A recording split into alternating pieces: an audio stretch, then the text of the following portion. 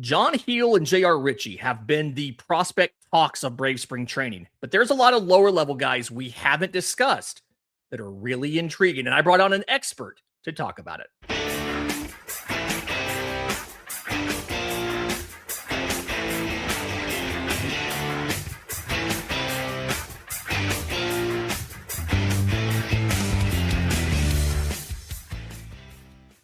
Yes, welcome on in to Braves Today, your daily source for news, notes, and updates on your Atlanta Braves. I'm your host, Lindsay Crosby, award-winning baseball writer and podcaster. You can follow me on social media at Crosby Baseball. You can find all my written work, bravestoday.com. That's the Braves Today Substack, as this is both a podcast and a newsletter. And today, really excited. First-time guest, long-time listener, as in somebody that I listen to all the time. We are joined by Noah Adcock-Howeth, the voice of the Augusta GreenJackets, coming to us from the radio booth. So a little bit of warm-up on the season. Noah, thanks for joining Braves Today. Absolutely, Lindsay. I'm appreciative of you having me on. I'm excited. Yeah. All right. So we've got about a month or so before the Augusta season starts. Friday, April 3rd is the first game on the road. Kind of feel like you guys should be able to open at home. It's a little not fair. The big league team, same problem. But I don't really want to turn the page on 2025 just yet, because you, more so than anybody else, you got a chance to watch a lot of these really exciting prospects in Augusta, spend all season. And at this point, we've all talked about John Heel. Everybody kind of knows who he is. We've seen him in spring training. I want to get to some other guys that maybe aren't as familiar to everybody. Specifically, I wanted to talk to you about some of the outfielders, because you guys had a really fun trio quartet of guys: Isaiah Drake, Owen Carey, Eric Hartman, and Douglas Glaude, kind of as your four main outfielders last year there in Augusta. What was your impression of the group kind of in general? And then we'll start talking about each individual one. Yeah, it was a really interesting group as a whole because it was so many young guys, even the ones like Glaude that have been in the system for a couple of years. They're still all 20 years of age or younger, Glaude being the old man and still not old enough to legally drink in the States. It was a young group. It was the guys that played with a lot of passion and a lot of excitement. And a lot of credit to Winston Sawyer and Brad Stoll, too, being able to manage the innings, giving guys rest when they need it, being able to shuffle Glaude to DH or Hartman into second base, but still getting all the guys they needed, the reps out in center, and still finding time. So it was a really fun group to work with, and a lot of guys that wide variance of skill sets, but a lot of different things to be excited about. Yeah. Talking about that rotation, that's something that I noticed when I looked at. Drake had 43 games in center. Carey had 36. Hartman had 36. Like, really doing a good job of rotating them through left and then right. I felt like right field was kind of the one where nobody really established themselves in right. And it felt like that was kind of the revolving door for Augusta a lot last season. Is that just maybe coincidence, or is that one of those right field in that ballpark specifically is a little bit of a different animal than playing center and just writing things down? I mean, I think it's a little bit of both. I think the biggest piece from a development standpoint all the way down was with guys that young, there's a decent chance that Drake, Carey, and Hartman could have some flexibility in the outfield as they continue to grow. So you didn't want to limit any of them from center field right off the bat, especially with Carey and Hart both being in their first year of pro baseball and both being Northern guys where they're still so scratching the potential of what they could be. I think at our ballpark, because you've got the 25-foot high fence in right and it's a bit of a short porch, it's a little bit of a chore to learn how to play, especially with the fact that the breeze blows straight off the river behind right. So you're dealing with the wind, you're dealing with the wall, you're trying to figure out when it juts back down to 10 foot. It really turns into Homer happies. But I also think it's just trying to figure out where everybody's going to be comfortable. Glaude can play both corners. Carey got a good run out in right field. There's nothing really about that space that was pushing anybody off of right or pushing anybody to right. It was just making sure that center opened up. And you had guys like Luis Guanipa when they're healthy too, that I think there's just so many guys that you're trying to shuffle through and give equal looks at that sometimes they end up, one of those corners gets neglected a little bit more than the other. Yeah, and to your point, the right field is a little bit tricky with all of those different factors. And it feels like every team has one of those corner outfield spots that's just a little complicated to play for a couple of different reasons. In this case, it's the ballpark itself. You mentioned I kind of want to start off with Isaiah Drake because the growth that he made from his first full season in 2024, which wasn't a full season. He did spend a little bit of time in the complex, but 24 to 25 before he, left you guys and went up to Rome. Batting average jumped by almost 100 points. His on base by like 80. His slug by somewhere around 80. But I think the big thing for me is he just felt a lot more comfortable at the plate with what opposing pitchers were trying to do and how he was going to respond to it. It just felt like he was adjusting to the quality of the stuff, I guess, really well. Was that your impression from the booth, or is it maybe something else? I think that really hits the nail on the head. I think he just looked more confident. He looked more comfortable. He looked like he had his bearings at the plate against lefties and righties alike. And I think if a guy doesn't come from the Midwest or the Northeast, where there's something that you have the built-in idea that it's going to take a little bit longer, folks assume that it's going to be, it's an immediate jump into major or into professional ball and feel like they're going to hit the ground running. But Drake was a public school kid in Atlanta, and he said there were times where he would go a month-long stretch without seeing a fastball above 85 at the high school ranks. And so now you're seeing guys that are everything is 90s and above. Everybody's got a breaking ball or a changeup that they trust. It's a lot more of a difficult at bat. Even the guys that he saw in the prep level, you can sell out against the velocity. Now you're having to respect the breaking ball. You're having to respect the off speed, the sequencing. I think that first year, plus navigating the health issues, was very much trials and tribulations, and getting into a fresh off season, resetting things, having a coaching staff that he knew believed in him, and just figuring out what his profile is. He didn't have to be the entire catalyst for the offense, which when the offense was struggling in 2024, he felt like it was everything on his back. He was able to be one piece in a very strong Augusta lineup. Yeah, and just a very, very exciting lineup. And adding those two kids, and I'm glad you pointed out some of the background stuff, especially when it comes to Carey and Hartman and how they were maybe expected to perform versus Drake. I do think that a lot of, I don't say casual fans really of baseball and, casual prospect watchers sometimes forget that Isaiah Drake was 18 years old his first season. And these are still, they're adjusting to a lot of life differences. It's kind of the same reason why I always want to give a lot of patience to international players who are coming over to the States and then coming up, because they're typically young for their level.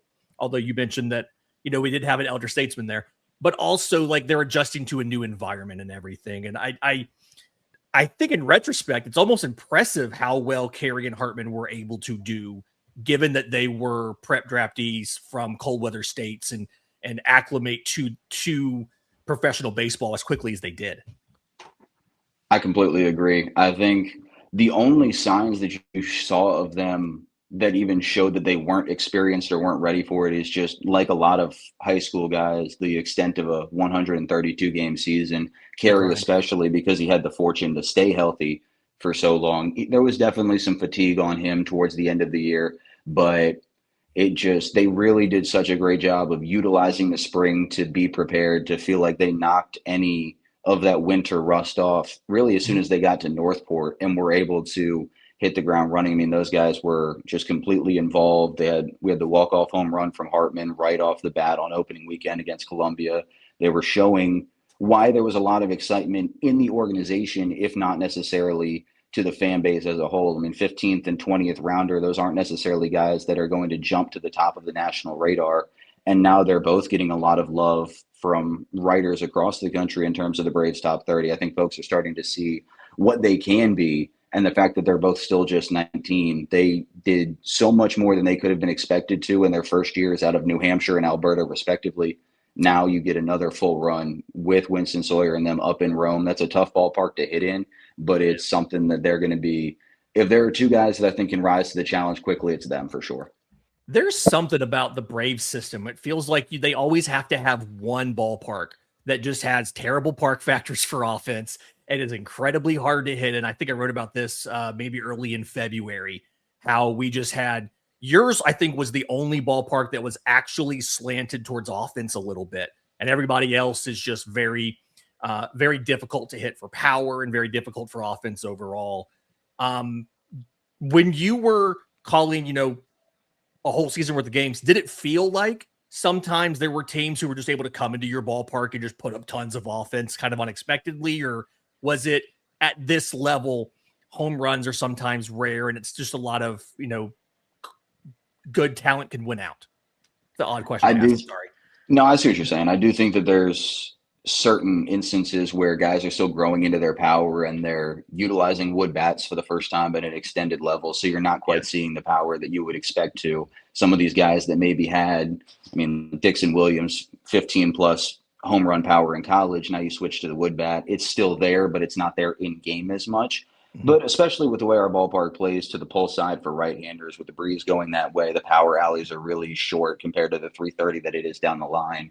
There have been teams that are righty heavy that will come in here and just pepper the video board and the clubhouse apartment buildings back there, where you can get something up in the air, and if you are able to turn on it, that's where a lot of that power stroke comes from. It's a little bit harder for the guys that have that young power from the left side, which this team was to an extent. A lot of the power guys that stayed the whole year, Carey, Hartman, etc., not only are they having to fight the breeze, they're also having to get something that gets up and over that tax layer terrace. It's only 318 from home down the line, but when the fence is 25 feet high, there's definitely, if you've got a lineup that has some righty power, this is the ballpark to hit in for sure. Yeah. All right. In just a minute, you mentioned Dixon Williams. I want to talk about those 2026 draftees and kind of what you saw from some of those guys, as well as some of the pitching. We'll do that next, right here on Braves Today. But first, today's episode is brought to you by our friends at IQ Bar. This is Believe's exclusive snack, hydration, and coffee sponsor. IQ Bar protein bars, IQ Mix hydration mixes, and IQ Joe mushroom-infused coffees are the delicious, low-sugar brain and body fuel you need to win your day. It's a zero-sugar drink mix that hydrates with electrolytes, improves mood, and boosts clarity. For the IQ Bar, protein bars that are the smarter snack choice. Plenty of plant-based protein, tons of fiber, and no added sugar. And the IQ Joe is a mushroom-infused coffee designed for mental clarity. It has 200 milligrams of natural caffeine, plus comes in 4 different flavors that totally transforms your morning routine. And right now, IQ Bar is offering our special podcast listeners 20% off all IQ Bar products, including the Ultimate Sampler Pack, plus free shipping. To get your 20% off, text MLB to 64,000. That's MLB to 64,000. Again, that's MLB to 64000. Message and data rates may apply. See terms for details. Welcome back to Braves Today. Lindsay Crosby joined by Noah Adcock-Howeth of the Augusta GreenJackets, play-by-play voice. And again, remember, April 3rd, it's a Friday, is the start of the Augusta season on the road at Fredericksburg. You guys don't get a home game until the middle of the month, April 14th. Having come, into professional baseball, that 6 days on, same team, same series, and then 6 days at home, usually it's back-to-back. Do you like that, or would you rather have it be like more MLB style where you play 3 and then you go and you play another 3 and your off days are kind of mixed up? Do you like it like this? I think it's tough to judge, honestly, just because working in college summer ball, it was one off, one off, one off. It was those individual games. And then playing in college, you were doing weekend series. So going straight into minor league ball, there was nothing but this that I knew, but I do like it. I think there are certainly pros and cons to it. I know on my side, you got to be cognizant to not fire off all your bullets in terms of your prep and your background info on a guy Tuesday and Wednesday, and then you're left scampering for stories on Saturday and Sunday. But I do think you get a lot of familiarity with guys. You start to be able to pull stories over the course of the week and really allow trends to show themselves. I think you get to know on both sides of the ball who your opponent is, who the team is. You start to figure out what guys are working on that week. And if the process started on that Monday, Tuesday, you start to see already some of those results once you get to the weekend. So I think it helps. It's the flexibility is there, but it's also, where you're going to be and who you're going to see. When that off day is, you can build around that. Definitely helps with the pitching rotation as well. I think you start to get guys that they know they're going on Saturday, and they can structure their entire week on being prepared for that 6-man rotation. Yeah, I did a week of games in Double-A back in 2023, and that was the lesson that I learned the hard way, was don't fire off all your stuff in the first 2 days, because I had to scramble, and I was, down on the field during BP talking to guys, just trying to get more stuff for the rest of the week. So definitely a great point there. Okay, looking at the pitching in Augusta, there was a lot of names kind of came through there, but somebody that I don't know if Braves fans are talking enough about is, when you're pulling this whole list, Raven Antonio. He gave, 93 innings and change and made, I think, 20 starts, but threw a complete game, shut out, struck out more than a guy an inning. Braves fans who haven't had a chance to watch him yet, what do they need to know about Raven Antonio? I think with him, it's just that he is still very young. He was only 19 for pretty much the entire season, but he's another one of those guys that the Braves didn't sign for a whole lot of money, but he got into the pitching lab. He worked a ton with Elvin Nina, and you're starting to figure out who he is, and so is he. I think that really helps with the fact, you mentioned that complete game. It was the first CG by GreenJackets since Joey Estes back in 2021. Like, it had been a while since we had one of those. The last guy that did it, it wasn't with the Braves, but he turned into a big leaguer. And Antonio, because he's young, because it was only his second full season stateside, there are definitely some elements of his game. You want to see what that breaking ball develops into, because he's got the good short darting slider if he wants to add back the curve that he played around with a little bit. And if he can keep his conditioning up and just keep his legs underneath him for the entirety of a 6-month season, it's definitely something where once you get into the back half of the year, he started to taper off a little bit this year, and he threw more innings this season than he had in his pretty much entire pro career. It was certainly more than his first 2 pro seasons combined. So I think that that's a guy that he'll probably start in Rome this year. He'll likely get an extended run there. He's not going to be a guy like Didier Fuentes was, where they're looking to just expedite him up the ladder, because there are definitely more things, I think, than Fuentes had that need to be ironed out and need to be shown against a higher level of competition. Yeah. But there's a lot there to like, and there's a guy that's willing to work for it. And I think that there's something there. There's definitely something to monitor. He's not necessarily going to be knocking on the top 100 prospects list in the next 12 months, but you need guys that have the chance to be something impressive. And I think that's exactly what he is. It is still so early in his development that you're excited to see what comes next. Yeah. And to the point of Fuentes, I've always kind of wondered, like, when you're watching a guy for the first time, second time, and it's somebody like Fuentes, you might just kind of realize, I'm getting like, hey, this guy, he might not be here long. Like, who's the guy, I guess, like maybe other than Fuentes, that you've seen in the last couple seasons that your first thought was, this guy's not going to be here very long. They're going to move him up, and he's going to end up going quickly through this system? It's so easy to say because of how much of a national profile he has. But when Cam Caminiti took the mound for the first bullpen after he got drafted, you knew there was something a little bit special there. There was something about the way he carried himself, the way that he was able to attack with such calm confidence. And it showed all the way through last year. I'm honestly surprised, and I understand, given the age and how young he was when he was drafted, why he stayed here the whole season. But I think just based off of pure ability, he absolutely could have competed at a higher level than the Carolina League. That's a guy that was in high school super well regarded, was a first-round talent, even though he jumped up a year, and he did so primarily two-seam and curveball. Well, here he was four-seam, splitter, slider. So the pitches that he was most comfortable with as a prepster, he wasn't throwing here. Now, much to your liking, he's going to add a cutter next year. That's the plan, at least. Yep. They're saying that's something that he's been working on. If you start to phase the two-seam and the curveball back in, that's a guy that's going to have that 6-pitch mix. Now, how often he utilizes all 6 remains to be seen. But as good as he was with pitches he wasn't super set on entering the year, it was different from the first time we saw him, and it will continue to be different all the way up the ladder.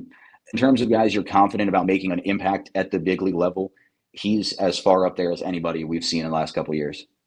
Yeah. And to the note of the cutter, like, one, I'm glad the brand is strong, and, clearly being a reader of the newsletter, how much I like those things, but it does make a lot of sense as a bridge pitch. And the thing with Caminiti is, and we see this a lot with Braves prospects, I'm sure you see it a ton, is Atlanta kind of likes to force them to scrap a couple pitches and simplify everything early. Has there, and I can guess the answer to this, but has there been times when you've been watching a guy pitch and you're thinking like, hey, he's struggling and maybe he shouldn't be, but he's been told, hey, you need to be four-seam slider instead of your usual stuff?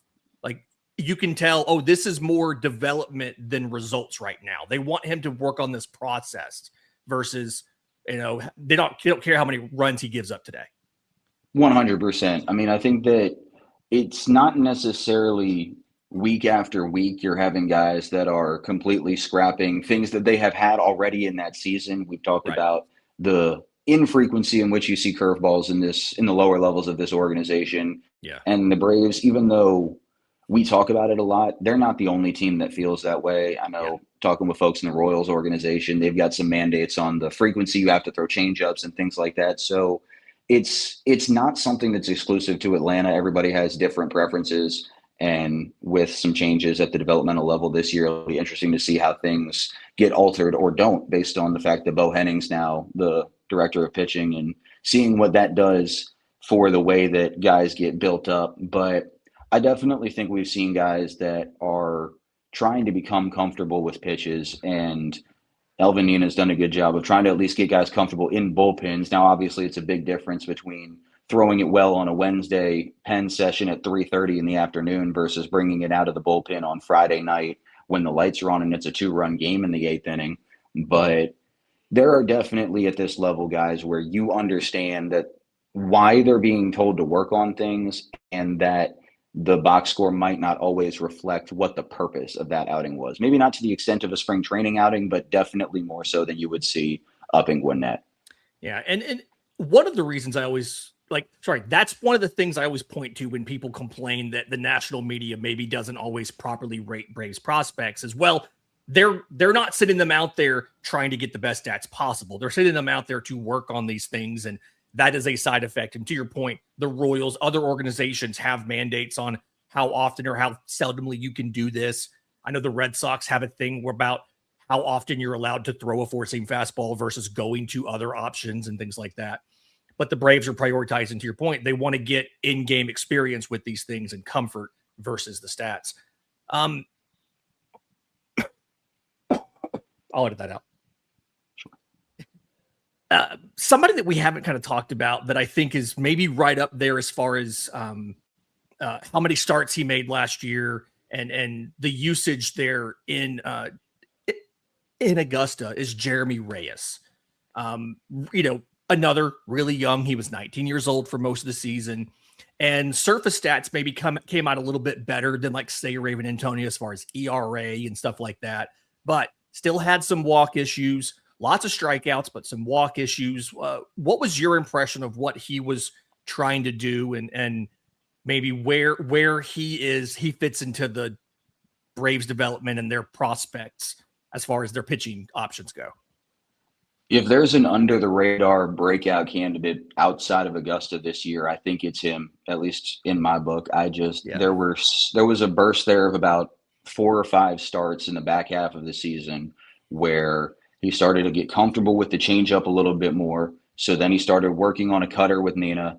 He got comfortable with that in one bullpen, brought it out, and just dazzled. I think we were in Kannapolis, and he was absolutely untouchable against an offense that pre-draft, Kannapolis is always just the oldest team in the league for whatever reason. They've got a lot of senior signs, a lot of college bats that can take advantage of a 19-year-old working on a new pitch, and they certainly have against the Green Jackets at various points the last couple of years. But he looked immediately comfortable with it. I was talking even during that game and during that broadcast with the Braves video trainee for the Green Jackets, Dayton Pass, that year. And it was just, we were blown away with how natural it fit into his arsenal. I think he picks up on things very well. He's got the right mentality. And that's one thing that, you talk about giving guys the benefit of the doubt when they come over stateside and when they're the young international prospects. The hardest thing, I think, for them to scout in that market is what the makeup of a guy is and what they're going to be like over the course of a 6-month season. What do you like when you're away from home? What do you like when you're struggling? What are you like when it's year 3? Now some of the shine has worn off and it's just about grinding and getting better.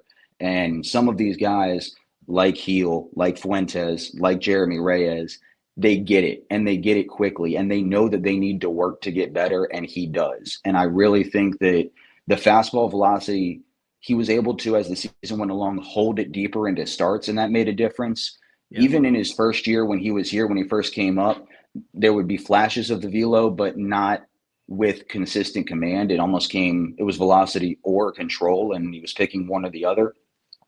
And we were impressed when we saw him midseason in 2024, but as he got back in 25, he took another step. He looked like he was ready to move on. And again, he's just 19. I think that he could move, maybe not at Fuentes level quickness up the ladder.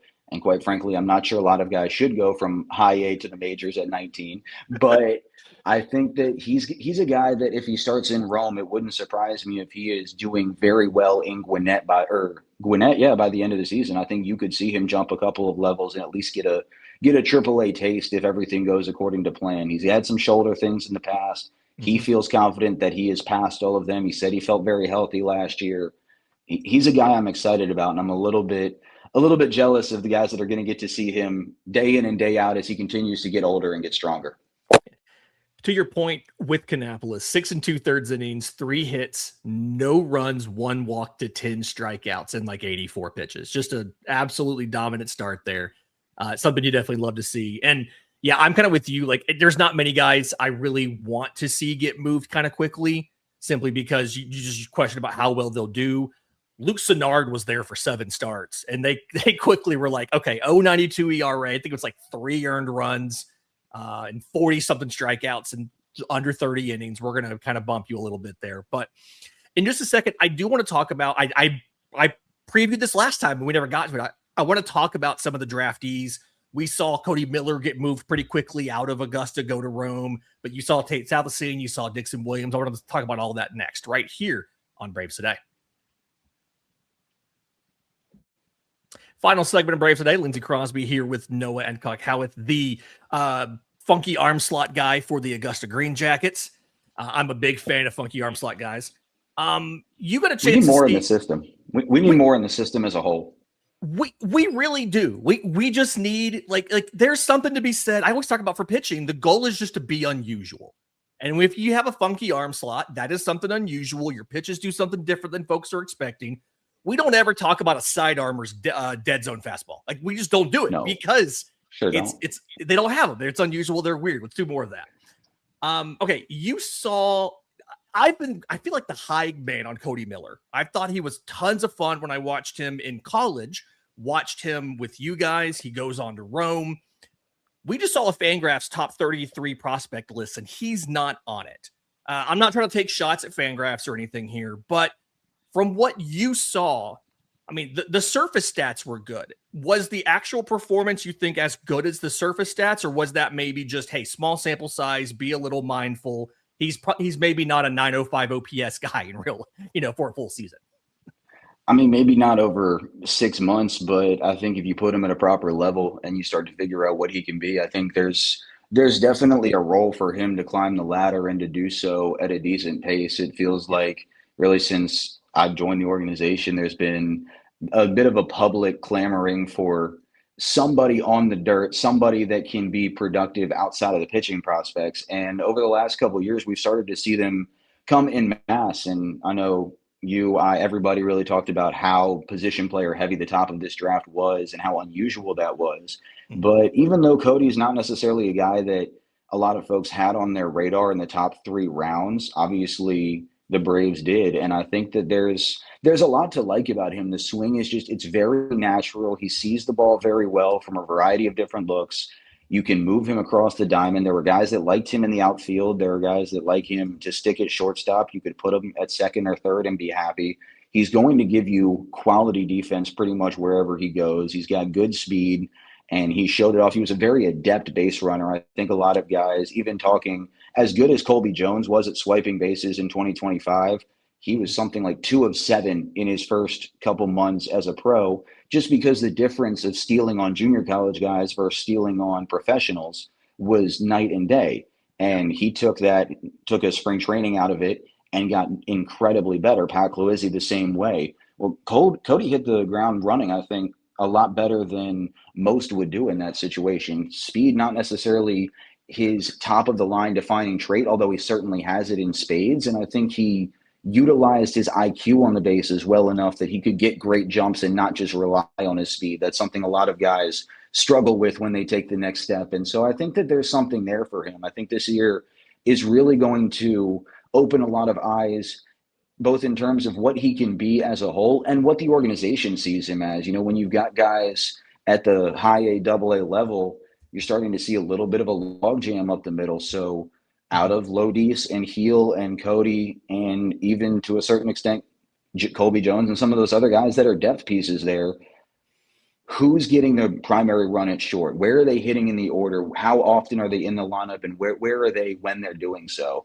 We're going to start to figure out where they lie. And that's going to start to round his role into shape. And as he starts to jump into it, he's the guy that anything you ask him to do, he's going to do and do 100%. So I'm excited to see what he can be. Yeah, watching him, it reminds me of those guys that are just they just understand baseball. Like, I don't want to go to the cliche of they're just ball players, but that's kind of what he feels like. He understands the game. And to your point on the base running, the defense, you can almost put him anywhere and expect him to at least be, average, above average, whatever it might be. And that's kind of the impression that I got of him. The flip side of this, and I really want to get your opinion because you obviously saw him personally and you had a chance to talk to him a little bit. The surface stats for Tate Southine, the first round pick, were really not good. And kind of when you dig into some of the stuff that happened, he had a chase rate that was like 37%, whiff rate of like 40%. He was swinging over 50% of the time. And how much of that, when you were watching him, do you think was that adjustment to pro ball that you mentioned earlier versus some sort of inherent flaw? Because when I saw him as a draft prospect, my thought was it's a little bit of a busy swing, right? There's a big hand kick and all of that, or a hand kick, a big leg kick and all of that. But for the most part, like, it feels like he should be able to be, probably a power over a hit, but a decent hitter. We just didn't see that in his debut. Yeah, I think he's very much a guy that's going to take a notable step forward this year. I think he was great at basic high school. That they've produced a Southine dynasty. His whole family just continues to be there and Hi, Troy. Yeah. Yeah, they're all, I mean, Ty was great, and he was much better after the first month of the season with Myrtle Beach. So that whole family continues to get better. Troy's going to be very good as well. Like, it's a strong baseball family, and it's in a strong baseball region. But as good as basic has been, it's an adjustment to get to the pro ball level, especially it came with some added expectations. He's a guy that was, depending on who you looked at and where the mock draft fell, he wasn't a unanimous first rounder. He wasn't a unanimous top 15 guy. He was a guy that guys knew was going to be talented. But when you slap a first round label on somebody, no matter how good they are, there's a little bit of added weight on your shoulders with that. And I think once Tate started to be a little bit chase heavy, he and I were joking around. He knew that he didn't have a walk for the first 6 or 7 games, and it was shocking to him because he walked at a very high clip, both at the high school ranks and in the showcase circuit. And so I think it did just become a little bit mental. I think he was trying so hard to not press up there that he ended up pressing and getting a fresh reset. He was working diligently with Garrett Wilkinson here, who's now the assistant hitting coordinator for the organization. There were already notable improvements, both from the way he took BP to the at-bats he showed the final couple weeks of the season. I don't think we saw anything close to the full version of Tate. And honestly, I think the version we see come July 1st is going to be different than what we see in April. We open up in Fredericksburg. He's going to probably be better by the time we finally get home than what he is when he's facing Eli Willits in them. And he's going to be better after the All-Star break than he is in the first month. He's just going to continue to get better. And it would be a little bit premature and a little bit foolish to make a lot of big generalizations off of that small a sample size for a guy that's that young with that much talent. Yeah, like if you guys thought that I was, being too sunshiny when talking about like, hey, don't be worried about the small sample sizes. There it is from Noah's mouth directly. To your point, game 15, that was his first walk of the season, was game 15. That was also the last game that he played. That was September 7th against Kannapolis. So he drew his first walk in the very last game of the year. Played a little bit of second base there towards the end. We've talked about a lot of guys, and obviously we haven't really gotten to Dixon Williams. I don't want to keep you too long, but I do think Dixon Williams is maybe also slept on a little bit. I mean, 100%, yes. Yeah, like just people are not. I thought the power looked really good for a guy that's coming out of East Carolina, not a good mid-major school, but not a power conference or anything like that. I thought the power looked good. I want to say he had, I think it was 10 or 11 extra base hits when I looked. Slugging ended up being in the mid 460s. And I just thought the quality of contact, like he didn't really get cheated a lot. A lot of his contact was just, there's plenty of high quality contact, good exit velocities. How much of that was just him getting out there, pulling the ball, and how much of that was just pure hitting ability? I think it's a mix of both. I think he's a guy that if he taps into more of that deliberate pull side power, something that was a bit of a focus, even for John Heel at the final couple months of the year, where it's like, okay, we know that you are a strong bodied individual. How do we show that in game? Yeah. Dixon definitely showed at ECU that he has the ability to leave the park to really any corner of the yard you ask him to, but he looks so strong out there. And I do think that he's going to be a long-term second baseman, although you could probably plug him in at third and be fine.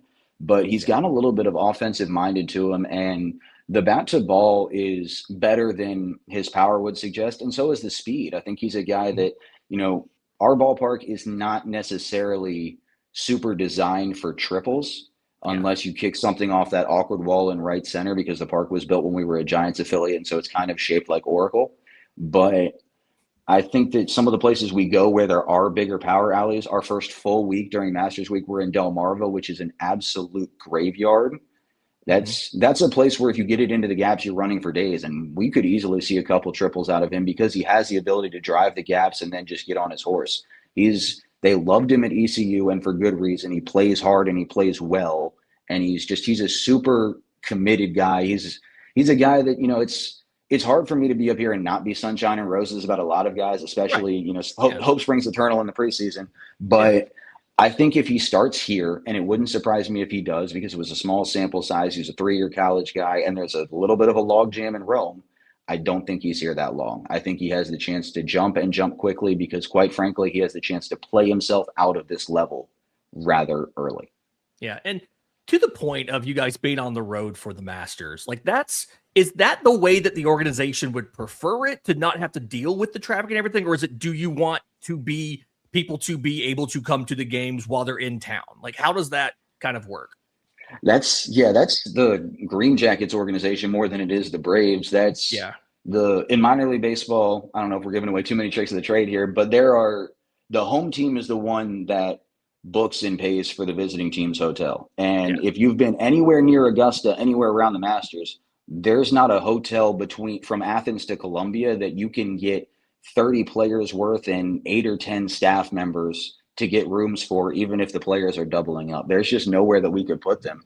And as great as it would be to be able to utilize all the excitement that comes with the Masters and all the huge high power individuals and celebrities that are coming down here, we would love to get them out here and keep them involved, especially with the Azaleas brand that's coming back for 2026. I was going there next. Yeah, love the Azaleas, glad that it's coming back, but there's all the local folks, the ones that are the base of the organization, the ones that are Braves fans the most. Everybody around here leaves town, rents their house out for the visitors, and lets the outside crowd come in and enjoy Augusta. So I think it would be fun to be able to utilize that here, but we're going to be as far away from Augusta as the league could possibly send us. We'll be way up in Salisbury, Maryland, practically in a different time zone, it feels like, and letting everybody else enjoy Augusta. It'll be here waiting for us when we get back. There we go. Final question before we get out of here. Is the Azaleas your favorite alternate identity that they've done since you've been there? Or is it the superheroes? Like, what is it? Because the Azaleas, the kit is just gorgeous. It's so beautiful. I can't think of very many alternate identities in minor league baseball that I like more than the Azaleas. It's far and away my favorite. And I understand what minor league baseball is about. I think that there's a room for a little bit of silliness. And sometimes it does feel like folks are one-upping each other with what's the strangest tangentially local thing that we can do. And I mean, we do the river donkeys because there is an island right on the Savannah that has wild donkeys like Chincoteague does up in Virginia with the horses. There's local stuff, but with the Azaleas, it looks great. It's very local, but it's something that everybody knows about Augusta. And like you said, it just came out looking beautiful. I think everybody in our front office liked what they saw, but nobody thought it would get the kind of reception it did. Oh, And it was so awesome to see everybody love it. I mean, there were folks that were like, this should be y'all's full-time look. And you know what? If we did that, it would be great.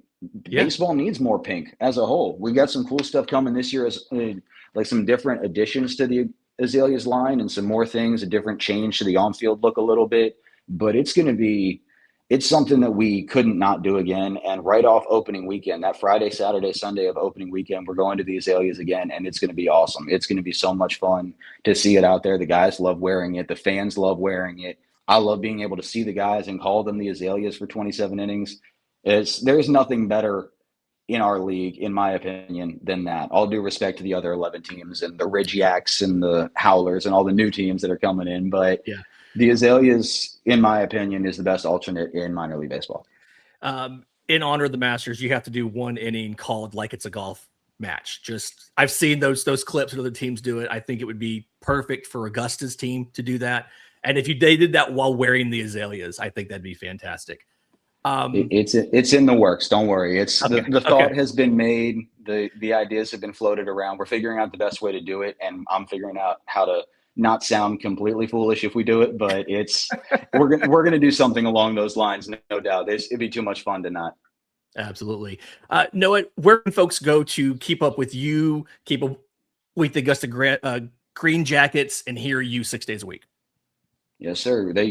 As of now, at least, as long as they let me, I'll be on the air for all 9 innings of all 132 games. We got the radio on greenjacketsbaseball.com. And then, as always, MILB's guy, MILB.com, MILB TV, the Valley Sports Live app has all the games for free now, which is awesome. Enables more and more chances for folks to be able to see the prospects. I mean, the last couple first rounders, everybody's coming through here. This is where the baby Braves are starting. And so we're super excited to be able to bring another year out there. Can't wait to have folks along. I'm always more than willing to engage on Twitter, Instagram, carrier pigeon. If somebody wants to talk baby Braves and somebody wants to talk Green Jackets baseball, wants to discuss the need for more sidewinders in the organization, you know where to find me. I'm in full agreement, and this is such a fun organization to be a part of. There's so many good things on the horizon, no matter how the pessimists feel or how folks at the national level just don't quite understand yet. There's a lot to be excited about, and hopefully this year continues the trend from last year of being on that positive direction. Absolutely. Noah, thanks for being here. Best of luck this season. We'll talk to you soon. Appreciate you. That'll do it for Braves Today for Friday the 13th. Do me a favor, if you're listening on audio, 5-star review would be great. You're watching on YouTube, subscribe to the channel, hit the notification bell, and we'll see you next time on Braves Today.